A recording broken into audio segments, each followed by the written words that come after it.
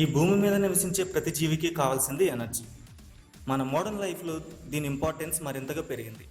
ఎలాగంటే ఫాస్టర్ ట్రావెలింగ్కి, ఫాస్టర్ కమ్యూనికేషన్కి, ఫాస్టర్ మ్యానుఫ్యాక్చరింగ్కి మెయిన్ సోర్సెస్ ఎనర్జీ. అయితే మన బాడీలో ఎనర్జీ జనరేట్ చేయడానికి మనం ఆహారం తీసుకుంటాం. మరి ఆర్టిఫిషియల్గా ఎనర్జీ ప్రొడ్యూస్ చేయాలంటే అసలు మన ప్రపంచంలో అత్యధికంగా ఎలక్ట్రికల్ ఎనర్జీని యూజ్ చేసుకునే దేశాలు యుఎస్ అండ్ యూకే. అయితే ఈ ఎలక్ట్రికల్ ఎనర్జీని ఎందుకు యూజ్ చేసుకుంటున్నారు ఇప్పుడు చూద్దాం. ఎలక్ట్రికల్ ఎనర్జీ కూడా ఎనర్జీలోని ఒక పాపులర్ పార్ట్. అయితే చాలా రకాలైన ఎనర్జీ ఫామ్స్ ఉన్నాయి.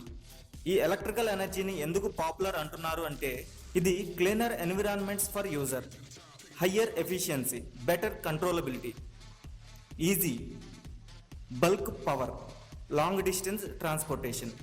అంటే సింపుల్ మెథడ్లో చెప్పాలంటే ఈ ఎలక్ట్రికల్ ఎనర్జీని కంట్రోల్ చేయడం అనేది చాలా తేలిక.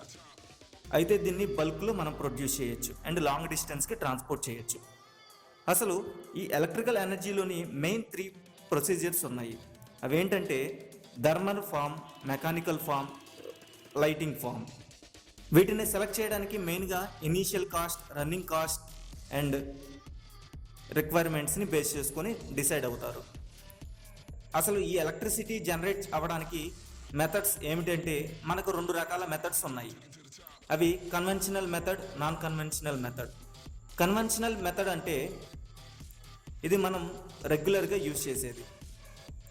వీటిలోకి థర్మల్ అండ్ హైడ్రో ఎలక్ట్రిక్ అనే మెథడ్స్ వస్తాయి. మరి నాన్ కన్వెన్షనల్ మెథడ్ క్రింద wind power, fuel cells, photovoltaic cell ఇవి వస్తాయి.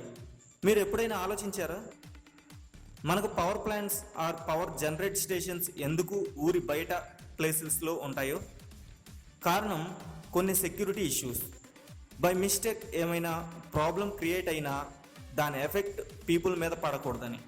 అయితే జనరేషన్ స్టేషన్స్కి లోడ్కి చాలా డిస్టెన్స్ ఉంటుంది. మరి ఈ డిస్టెన్స్ని ట్రాన్స్మిషన్ లైన్స్ ద్వారా కవర్ చేస్తారు. నేను మీ సర్సర్దే. మీరు చూస్తున్నది యూపీహెచ్ఎస్ ఎలక్ట్రికల్ టెక్నాలజీ. మీ వ్యూస్ అండ్ ఐడియాస్ని మాతో షేర్ చేసుకోండి.